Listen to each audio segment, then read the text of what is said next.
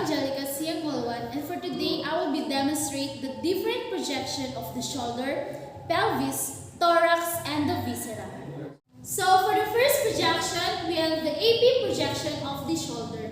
So the area used in this projection must be 24 by 30 centimeter crosswise. So in every projection, we must need to place the secondary marker wherein it is always placed on the right side.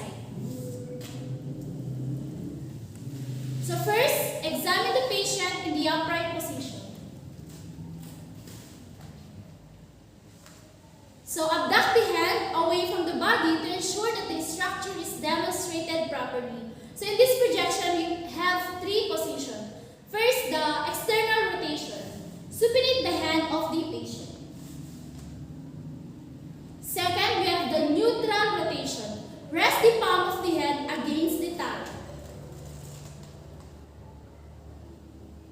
While in internal rotation, flex the elbow and rotate the arm internally.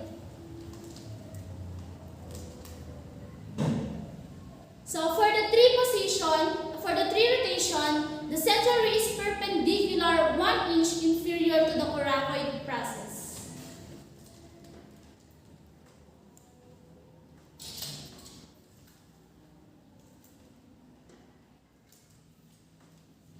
For external rotation, it demonstrates the greater tubercle in profile, and internal rotation, the lesser tubercle seen in a medial side, while in greater tubercle will is slightly superimposed, while in neutral rotation, it shows an oblique view of proximal forearm, greater and lesser tubercle, superimposed on the head of the humerus.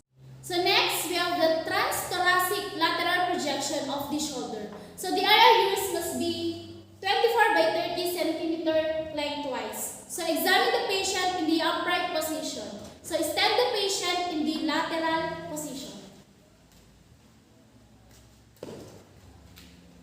So ensure that the affected side is in contact with the IR. So have the patient raise the unaffected arm, rest the forearm on the head, and elevate the shoulder as much as possible.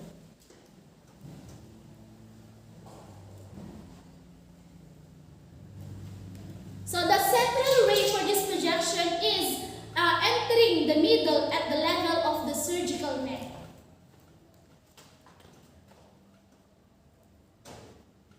So it shows the relationship between the scapula and clavicle and demonstrates the fracture of the upper humerus. So we proceed to the inferior superior axial projection of the shoulder joint, Lawrence method. So the area used for this projection must be 10 by 12 inches crosswise. So first, supinate the patient and elevate the shoulders and elbow about 3 inches. This is to ensure that the entire shoulder region is included in the radiograph.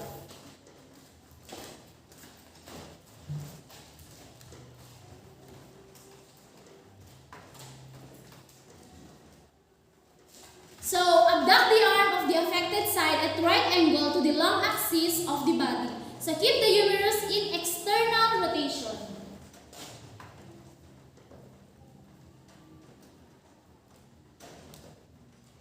So have the patient turn her head away from the side being examined so that the IR can place against the neck.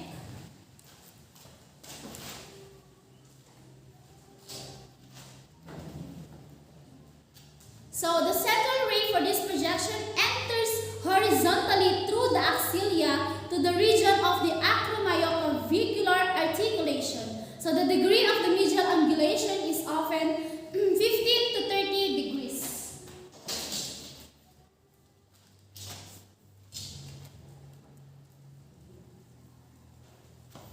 While in Crawford modification, an exaggerated external rotation is required so to see the defect. So, with the patient in position as exactly in Lawrence method, externally rotate the arm until the hand forms a 45-degree oblique until the thumb pointing downward. So, the angulation for this projection is approximately 15 degrees medially entering the axilla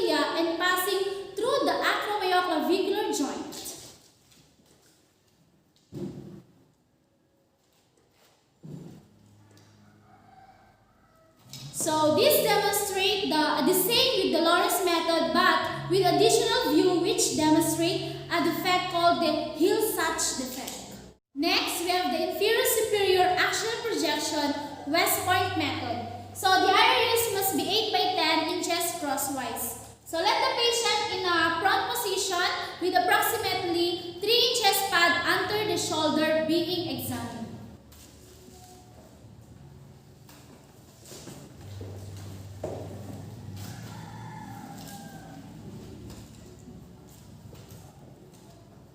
So turn the head of the patient away from the side being examined. So abduct the arm of the affected side 90 degrees in relation with the body and allow the distal portion of the hand to normally extend it.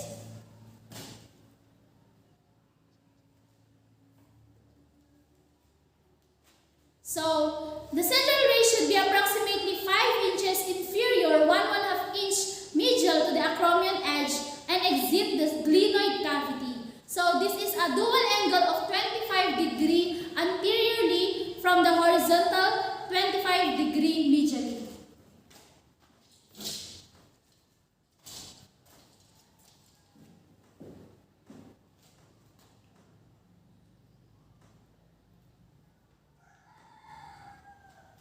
So the structures shown are the anterior rim of the glenoid cavity.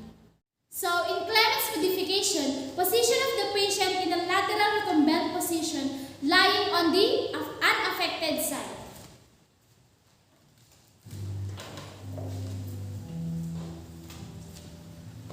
So flex the patient's hip and knees to avoid the rotation.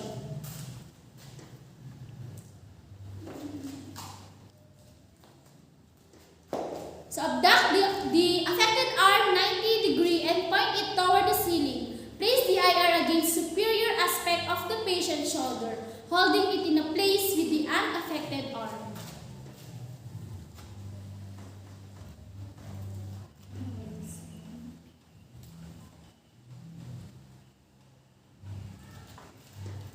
So the central ray is horizontal to the mid-coronal plane, passing through the mid-axillary region of the shoulder.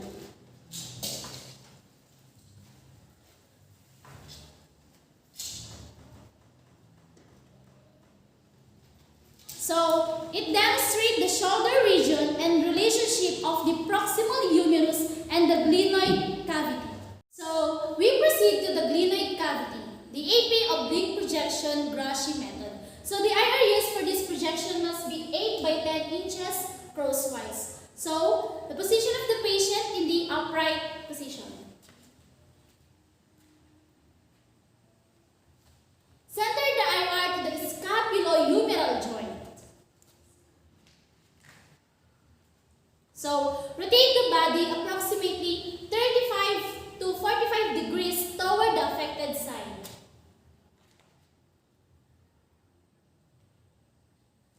Place the palm of the hand on the abdomen.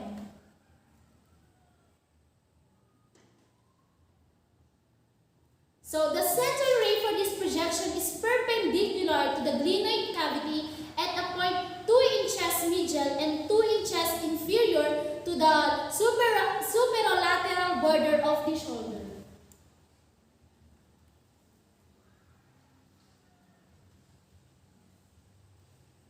So this shows the joint spaces between the humeral head and the glenoid cavity. So for the guard method, this is the best for patient who has trauma. So the IR use must be 8 by 10 inches lengthwise. So the patient must be in upright position.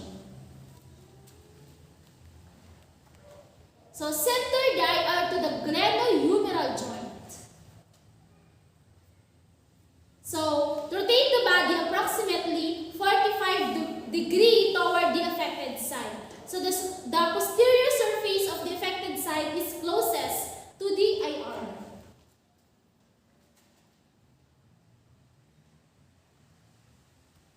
So flex the elbow of the affected arm and place the arm across the chest.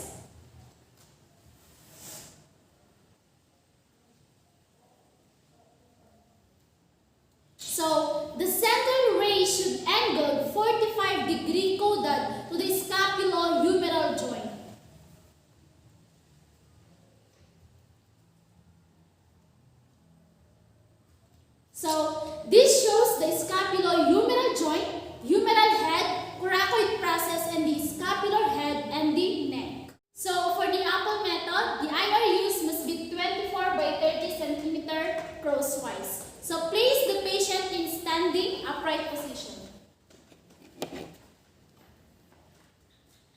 Center the IR to the scapulohumeral joint. Rotate the body approximately 35 degree to 45 degree toward the affected side. So the posterior part of the affected side is closest to the IR. So the patient should hold a 1 pound weight in her hand. While holding the weight, abduct the arm 90 degree in relation with the body.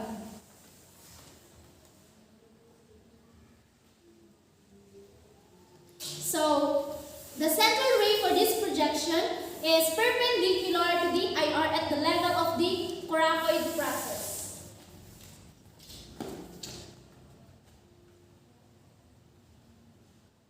So it shows the scapulohumeral joint. So next, we have the AP projection of the clavicle. So the IR use must be 24 by 30 centimeter crosswise. So place the patient in upright position. So adjust the body to the center, that the clavicle to the midline of the vertical grid. So place the arms along the side of the body and adjust the shoulder to lie in the same horizontal plane. So center the clavicle to the IR.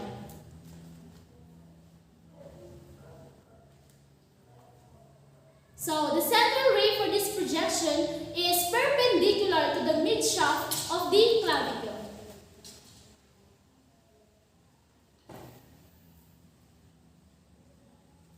So it demonstrates the frontal image of our clavicle.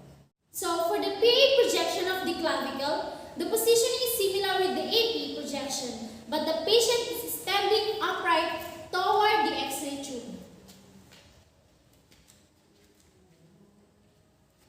So let's use the left.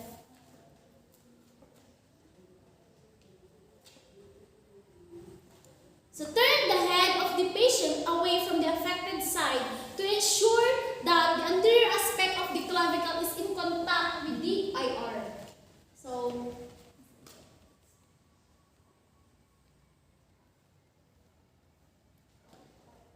So the central ray is perpendicular exit midshaft of the clavicle.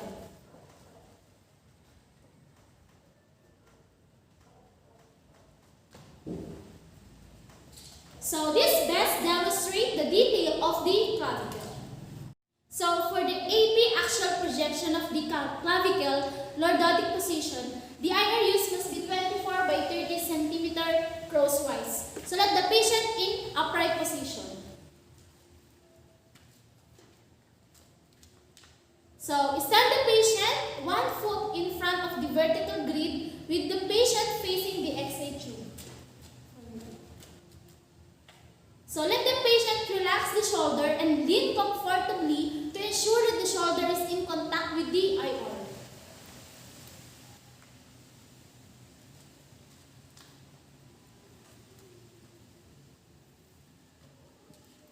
So center the IR to the clavicle.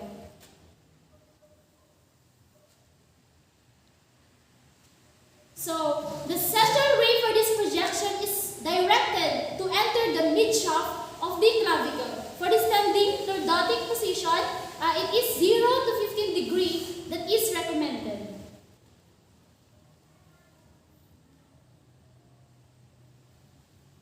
So it gives good demonstration of clavicle away from the superimposition of our first rib. So we proceed to the AP projection of the scapula. So the IR use must be 24 by 30 centimeter lengthwise. So place the patient in supine position and ensure that the arm is 90 degrees in relation with the body and flex the elbow to rest the hand at the head.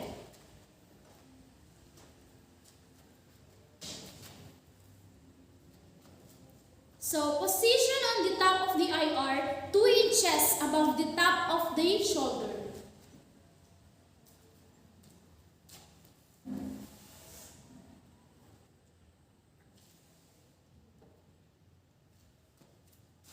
So, the central ray is perpendicular to the mid-scapular area. It points to approximately 2 inches inferior to the coracoid process.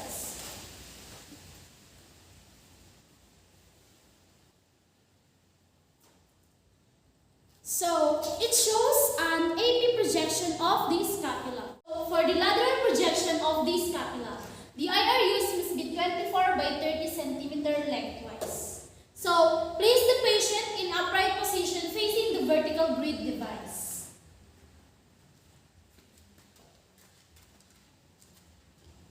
So, place the patient body in a PA oblique, round or long position. So, rotate the patient at 45 to 60 degrees and place the patient hand at the back surface of the body to ensure that the scapular wing will wing out from the rib.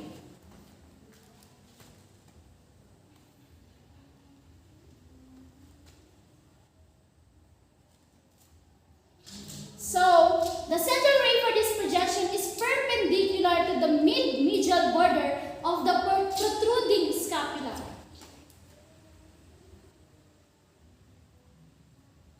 So, this shows the lateral image of the scapula. Next, we have the shoulder joint scapular wide PA oblique projection.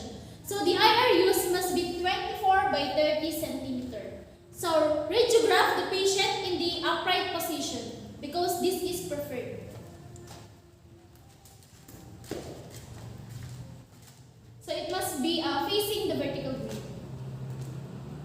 So rotate the patient so that the mid-coronal plane forms an angle of 45 to 60 degrees to the IR. So position the center of the IR at the level of the scapulo-humeral joint.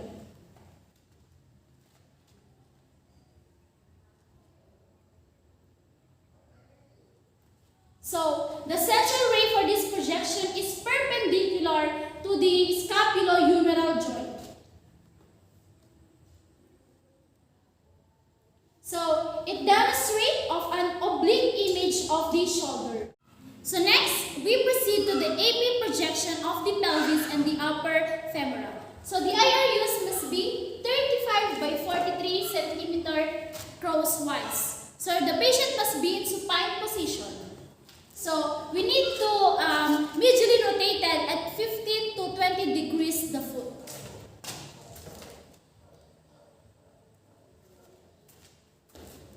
So, center the mid-sagittal plane of the midline of the grid and adjust in true position. So, center the IR midway between the 2 inches inferior to the axis and 2 inches superior to the pubic symphysis.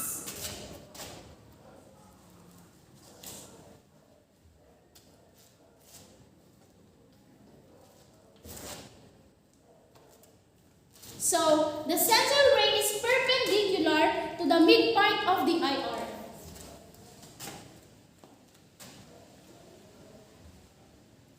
So, resulting AP projection of the pelvis and 3/4 of the femoral shaft must be demonstrated. So, for the axiolateral projection, the Nelius-Miller, the IR use must be 24 by 30 cm lengthwise. So, supinate the patient. So, we must need to elevate the pelvis, and the support must not extend beyond the lateral surface of the body. Otherwise, it will interfere with the placement of the IR.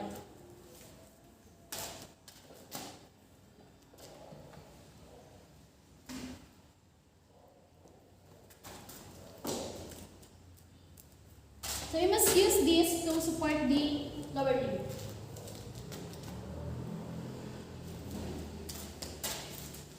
So, if the patient is conscious, let it hold the IR and make sure that it won't touch the anterior surface of the IR. So, angle the affected foot 15 to 20 degrees medially to place the femoral neck parallel with the IR.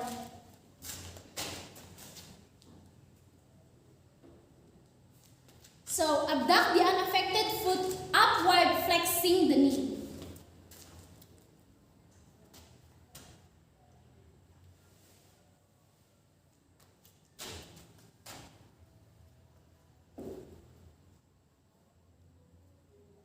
So, the central ray is perpendicular to the long axis of the femoral neck, and the central ray enters mid-thigh and passes through the femoral neck, so about 2.5 inches below the point of intersection of the localization lines described previously.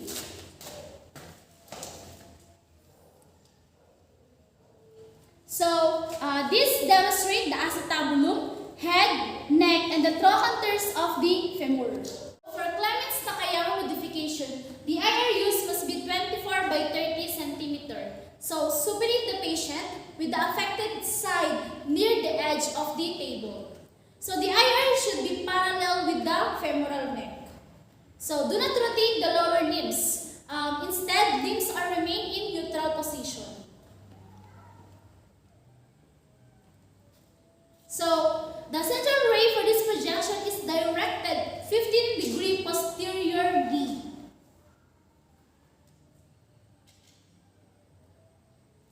So, this demonstrates a lateral hip image because the central ray is angled 15 degrees posterior instead of the toes being medially rotated.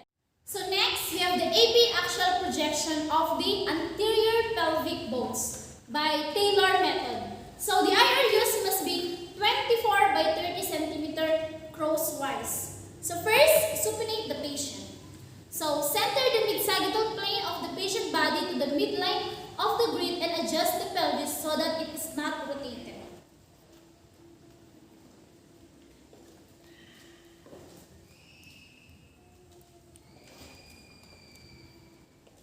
So, our patient is female, so it should be directed to 30 to 45 degrees cephalad and centered 2 inches distal to the upper border of the pubic symphysis.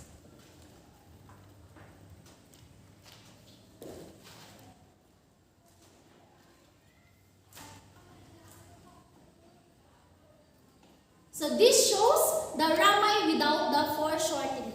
So, next, the AP projection of the hip. So, first, the IR used must be 24 by 30 cm lengthwise. So, first, the supinate the patient. So, place the axis equidistant from the table.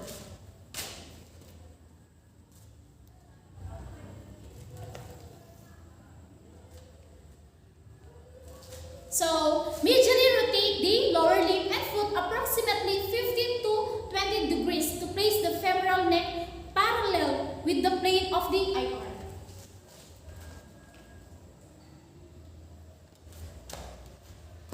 So, the central ray for this projection is perpendicular to the femoral neck.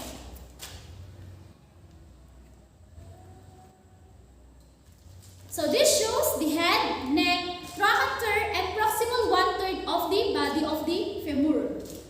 So, next, we have the lateral projection of the hip, mediolateral. So, the image receptor used must be 24 by 30 cm crosswise. So, from the supine position, rotate the patient toward the affected side to an oblique position.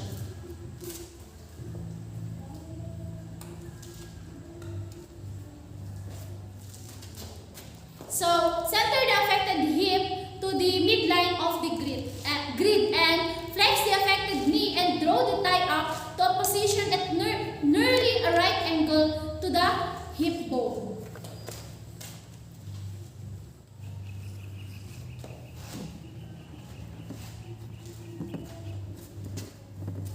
So, keep the body of the affected femur parallel with the table.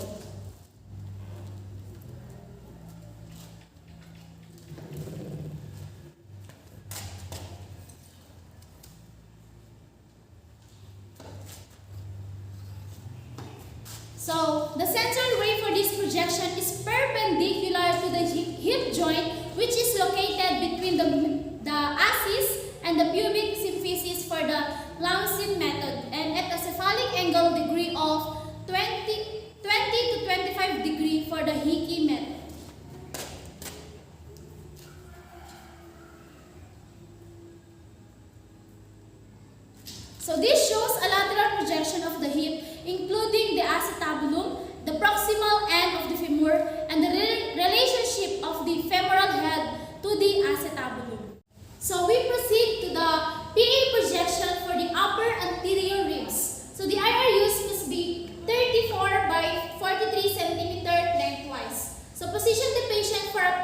projection in standing upright,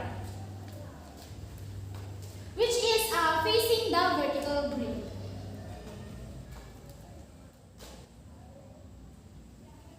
So, to include the upper ribs, adjust the IR position to project approximately 1.5 inches above the upper border of the shoulders.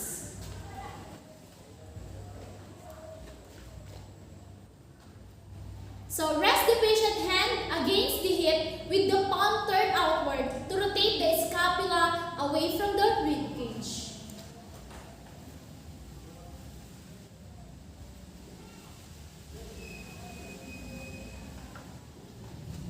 So, the central ray is perpendicular to the center of the IR.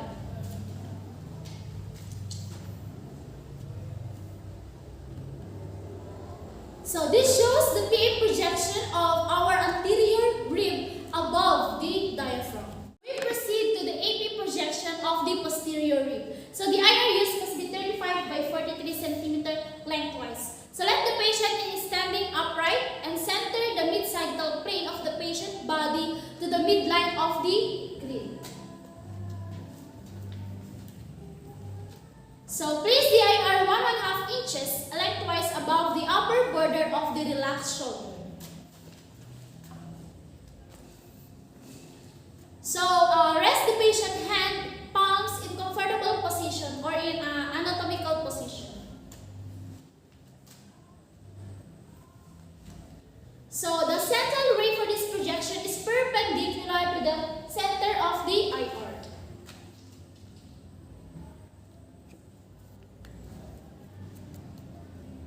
So, this shows posterior ribs above or below the diaphragm. So, next, we have the PA oblique projection, Moore method, modified prone position.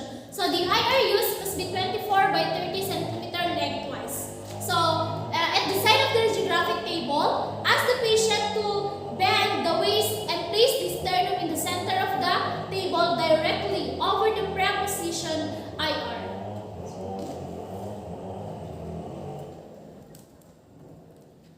So, ensure that the patient is in true position. So, place the patient arms above the shoulder and the palms down on the table. The arms then act as a support for the side of the head. So, the central ray for this projection is angled 25 degrees and enters at the level of the T7 and approximately 2 inches to the right of the spine. So, this image shows a slightly oblique projection of the sternum. So, next we have the PA oblique projection, central ray angulation method, non-bucky. So, the IR use must be 8 by 10 inches. So, place the patient in the prone position.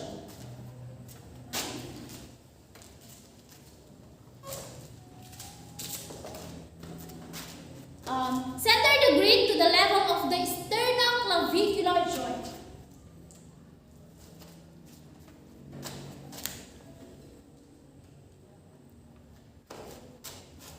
So, extend the patient arms along the side of the body with the palms of the hand facing upward.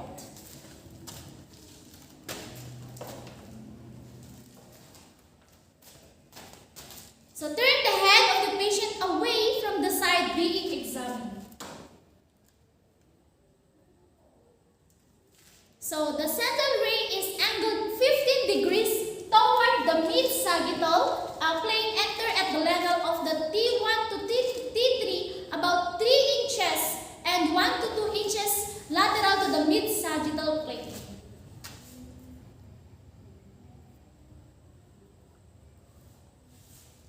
So, this shows a slightly oblique image of our sternoclavicular joint. So, next, we have the PA oblique projection,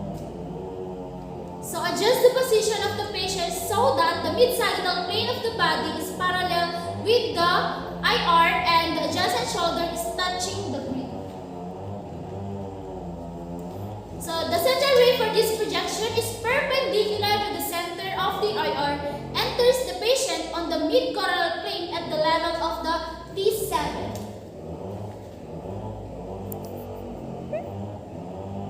So these lateral projections are employed extensively to demonstrate the interlobar fissures, to differentiate the lobes, and the localized pulmonary lesions.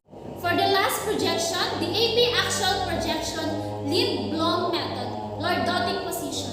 So the IR used must be 35 by 43 cm lengthwise.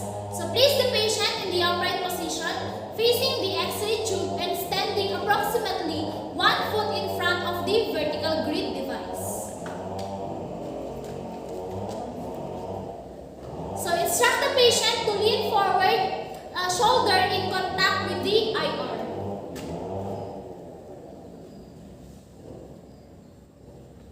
So flex the elbow and place the back surface of the hand at the level of the hip and ensure that the patient chin is positioned upward.